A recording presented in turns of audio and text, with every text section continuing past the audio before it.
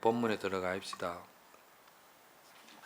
그렇게 해서 의정이 도대체 걸리지 않더니 일기하처는 말이지 무자와 같이 아니하여서 또한 그 의정이 쉽게 발하여서 한 번 들으면은 바로 의정이 일어나서 반복하여 계속 그 의정이 지속이 된다 이 말이요. 그래서 계교하고 생각함을 기다리지 않더라도, 이게 계교하고 생각함을 기다리지 않는다는 말은 내가 의심을 해야 된다, 의심하기 위해서 이거는 뭔가 자꾸 기운을 모아야 된다, 왜 이 자꾸 의심하려고 하는, 의심하기 위한 의심 쪽으로 하는 것을 이거를 뭐라고 그러냐면은 여기서는 사유하고 계교하고 생각을 해서 그 뭔가 그 기운을 모으려고 하는 거, 이건 일반적으로 우리가 말하는 독서산매도 마찬가지입니다.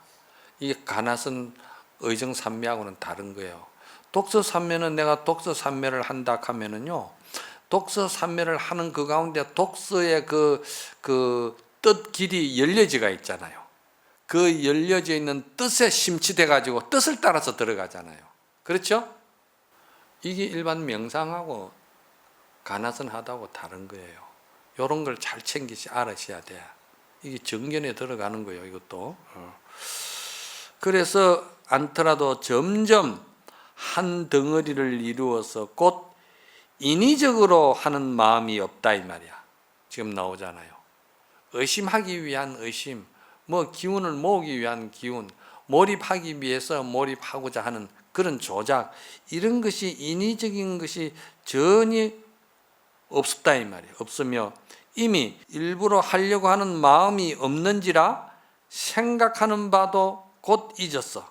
이게 이제 심노절이 되는 거죠. 마음길이 끊기는 겁니다. 이게 생각하는 바도 곧 잊어서 온갖 인연으로 하여금 쉬고자 아니해도 저절로 쉬어지며, 이게 의정이 탁 잡히면은 그때는 뭘 의심하고자 하는 전혀 그런 생각 없이 편안한 가운데 그냥 하두가 성성하게 뜨는데, 그 하두가 성성하면서도 또한 그 하두가 성성하면은 그와 따르는 게 뭐냐면 일체 번뇌가 다 떨어지니까 척척한 것이 바탕을 깔고 들어가는 거예요. 그 척척하면은 그냥 적정면만 치우쳐져가 있느냐. 그러면서도 밥 먹는 자리, 보는 자리 다 성성하게 안다 이 말이야. 그래서 그거를 성성적적 적적성성이라고 그러는 거예요. 그래서 이걸 생활선이라고도 하는 거예요. 생활하면서 다 한다 이 말입니다. 자, 그러면서 저절로 고요해져서 아주 조그마한 불범섬진이라고 했잖아요. 아주 조그마한 힘을 쓰지 아니하더라도 바로 무심산매에 들어갔다. 무심산매에 들어갔다는 거예요. 구경모아에 들어갔다 이 말입니다. 자, 호련히 죽을 먹고 밥을 먹는 곳을 만나서 바루변을 향하여 수저를 잡음에도 옹기 가운데 자라달아남을 두려워하지 아니하니. 이 큰 옹기가 있는데 옛날에는 자라를 잡아가지고 옹기 안에다 물 반 좀 넣어가지고 넣어놓으면은 그 자라가 그 옹기 변을 뱅뱅뱅뱅뱅 돌면서 옹기 밖을 못 벗어나는 거예요. 절대 벗어날 수가 없어요. 하도 의정이 힘을 얻어서 딱 등력을 해버리면은 자라가 옹기 안에 들어앉아가 있는 것처럼 하도가 절대 안 달아나는 거예요. 부서지지도 않아요. 거기에 그때는 하도 들려고 하지 아니해도 그냥 하도는 항상 기운이 젖어가 있는 거예요. 마치 하도 의정이 일어나기 전까지는 자기가 그 강한 의지를 가지고 그 의정을 일으킬 때는 발동기를 걸어 가지고 파도를 헤치면서 배가 진로를 가는 것과 같고, 그리고 하두에 등력이 돼서 의정이 꽉 기운이 맺히면은 그때는 아주 편안하면서도 발동기도 꺼버리고 그냥 자연스럽게 물결 하나 일렁이지 아니하고 부둣가로 들어가는 그 이치와 같다. 이렇게 저는 이야기하는 거예요. 그 이치와 같다 이 말이야. 조작이 없다 전혀. 그와 같이 이미 이것은 말이지 정음된 방법이다. 결국 서로 속이지 않는다. 이건 사람을 속이지 않는다 이 말이야. 만약에 한 구절이라도 여러 사람을 속이면은 길이 나의 혀를 뽑아 가지고 밭을 가는 지옥에 내가 떨어지기를 자초하겠다. 이렇게 당당하셨어요. 당신 경험과 체험과 당신이 모든 것을 경험한 것을 가지고 이야기를 했기 때문에 조금 더 이거는 거짓이 없다 이 말이야.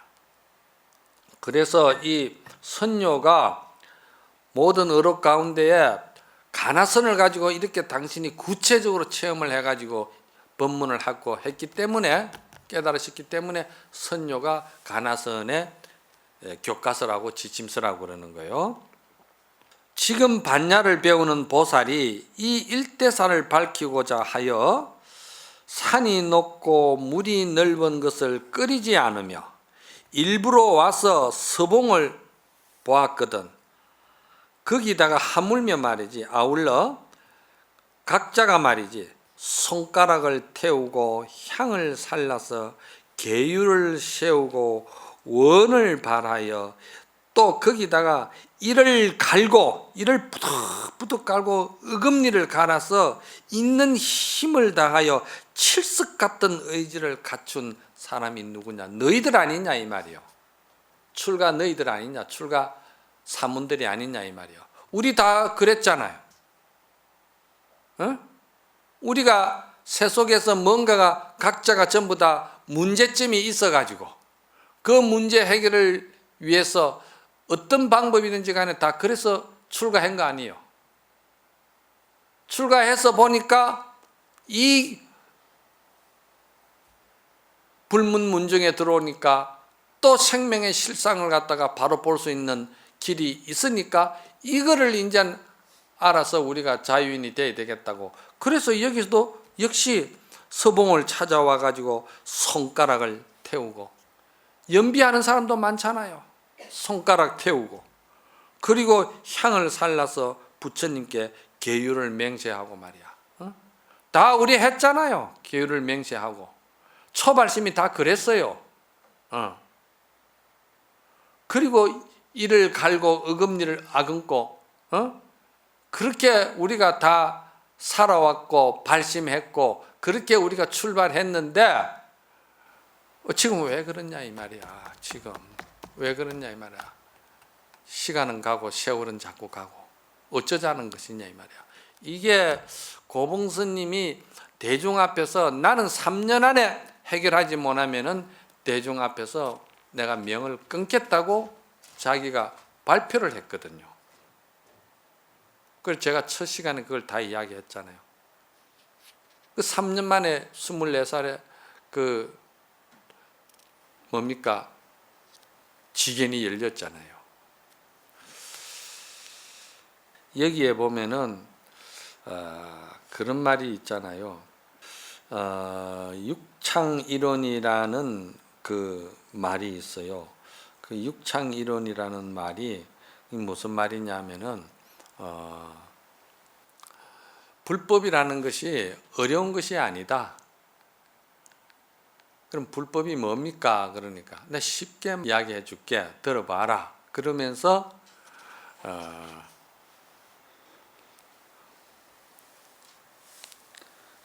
정업스님의 말씀을 듣고는 이제 앙산스님이 점검을 하는 내용이 있어요.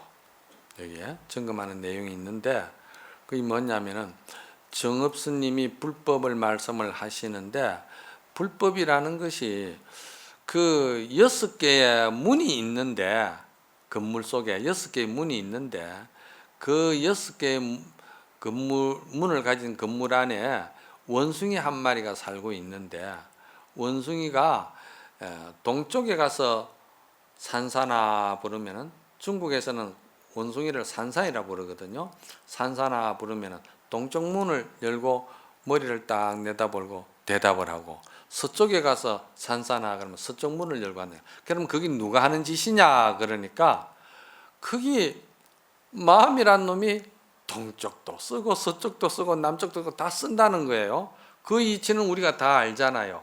그건 다 안다 이 말이야. 그건 뭐냐면은 분별식심으로 법을 헤아리고 하는 거는 누구나가 이치적으로 다 그거를 분별해가지고 아는 거는 짐작은 다 한다 이 말이죠. 그거 하는데 부족하고 몰라서 못하는 사람이 있느냐 이 말이죠. 여기 부족해서 몰라서 못하는 사람이 있습니까? 없잖아요. 당연한 이야기잖아요. 그게 불법이다 이렇게 이야기했거든요. 그런데 그 불법이다 할 거기에는 또 한 면이 있어요. 동중일어는 누구나가 다 아는데 그러면 몽중일어를 거쳐서 오매일어를 통과해야 될 때 오매일어가 뭐냐? 그때 이제 그 앙산 스님이 이 앙산 스님은 위산 스님의 제자입니다. 앙산 스님이 그 정업 스님에게 묻기를 그렇다면은 불법이 드러나 있고 보는 그대로 조금도 흠소심하 임재스님 말씀대로 부족하고 모자라서 몰라서 못하는 것이 없는 것이 그 마음속에 들어앉은 원숭이가 이쪽 문 저쪽 문 열어보고 다 대답하듯이 우리도 지금 그래 하고 있다. 그래 하고 있는데 그러면 불법의 조사관의 관문이 있는데 그 관문은 어떻게 통과할 것이냐 물으라. 그 관문을 물으라고 그러는 거예요. 그러니까 앙산 스님이 하시는 말씀이 그러면은 그 원숭이가 잠이 푹 깊이 들었을 때 꿈도 없고 생각도 없고 들리는 소리도 없고 아무것도 모르는 아주 첫잠이 푹 깊이 들어가지고 얻고 가도 모를 때 그때 너의 일각 주인공이 어디 있느냐? 그때는 그 원숭이가 어떻게 대답합니까? 이렇게 물은 거예요. 여러분들 그때는 그 원숭이가 어떻게 대답해야 돼요? 이 말은 서장에도 나옵니다. 서장에 담당 무준선사가 그 대스님에게 점검할 때 이 이야기를 합니다.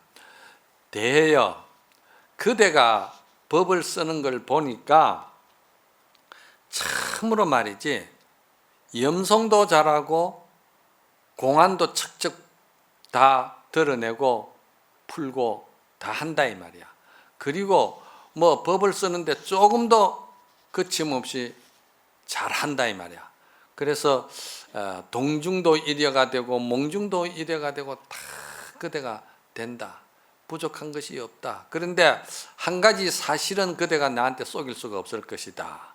그 대스님에게 말씀하기를 잠이 푹 들었을 때 꿈도 없고 생각도 없고 업어가도 모르고 아무것도 모를 때 너 일각 주인공이 어디에 있느냐. 이게 오매일이 아닙니까?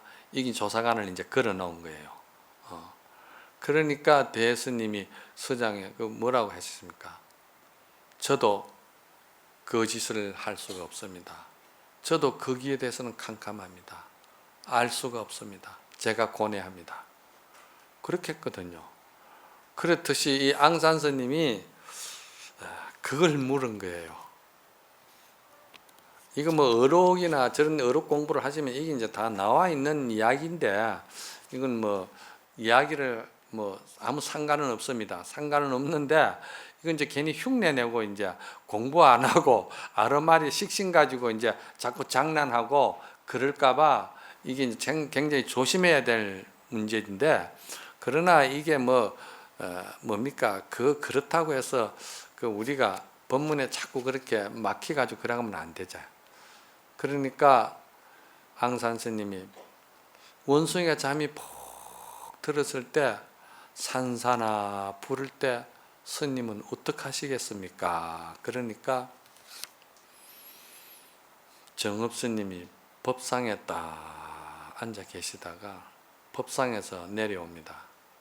내려와서 앙산 손을 딱 붙들고, 야, 이 사람아, 우리가 이렇게 만나지 않느냐? 우리가 이렇게 만나지 않았느냐? 이렇게 말을 합니다. 참 멋지잖아요? 이 사람아, 우리가 이렇게 만나지 않았느냐? 이랬거든요. 고봉스님은 법을 쓸 때, 이럴 때 근본 모병이 뭐냐, 이제 그랬을 때, 고봉스님은 법을 아주 그냥 평이하게 쓰셨어요. 이 뒤에 보시면은, 각자 모두 각방 자기 방으로 돌아가서 잘 생각해 봐라. 그냥 그렇게 하고서는 말아버렸어요. 그런데 그게 굉장한 고전한 법문이죠. 그렇게 하고서는 이제 그 다음에 또 봅시다. 이미 이러한 지조와 계략이 있고, 여기서 지조와 계략이라는 말은요, 이게 가나선 입장에서 볼 때는 의미가 뭐냐면은, 암탉이 알을 품는 것은요, 그게 대단한 계략이 있어야 되는 거예요. 왜 있어야 되느냐? 미련한 암탉은요, 가나선 하두를 드는 미련한 놈은 의정도 없이 그냥 무사안일하게 그냥 세월 보내고 안것만 채우면 되고, 때가 되면은 순서가 내한테로 돌아오면은 내가 리드에 앉을 것이고, 육조 당경에도 그게 나오잖아요. 육조 스님하고 이제 같이 공부하셨던 그 스님 뭡니까?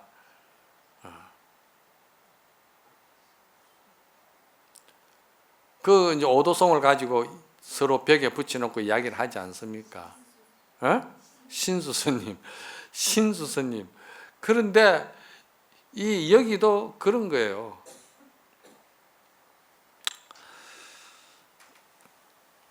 암탉이 아주 영리한 암탉은 계란을 품고 있어도 그게 그냥 품는 게 아니에요. 그 굉장히 묘가 있어요. 닭이 가슴에 털로 가지고 계란을 굴립니다.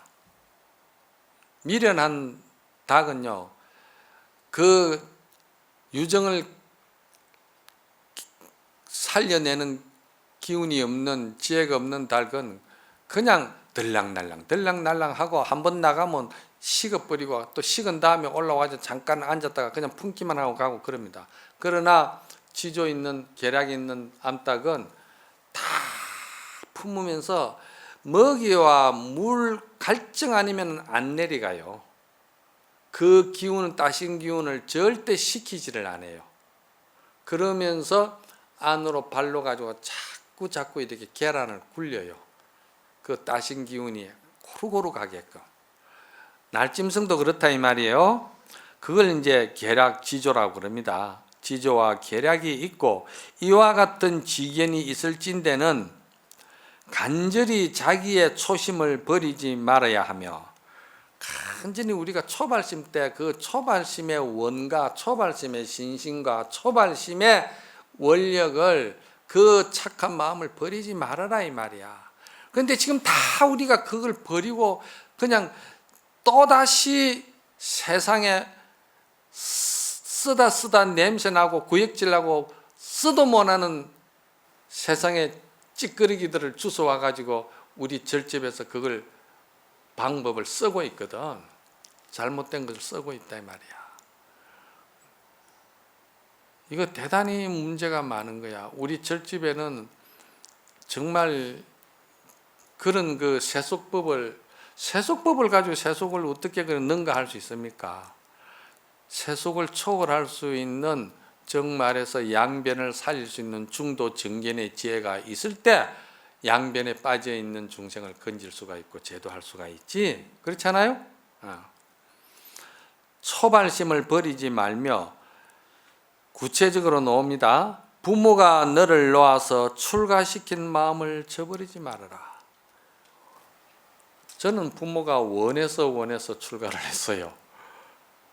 저는 부모가 형제가 7남매인데 다 출가하기를 원을 했는데 다 도망가 버리고 내 하나 붙들려 가지고, 나는 뭐 공부가 뭔지도 뭐 천지도 아무것도 모르고 그냥 부모가 저렇게 좋아하고 원을 하니까 부모에게 내가 효자 노릇 해야 되겠다 싶어서 했는데 이제 이게 이렇게 바뀐 거죠.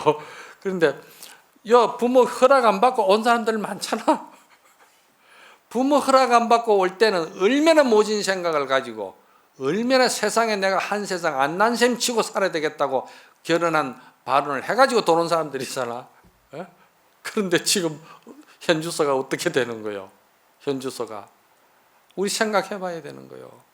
어록은 이런 데서 발심해야 되고 기운을 차려야지. 그 뭐 문장 자꾸 많이 새기고 진도 나간다고 좋은 게 아니야.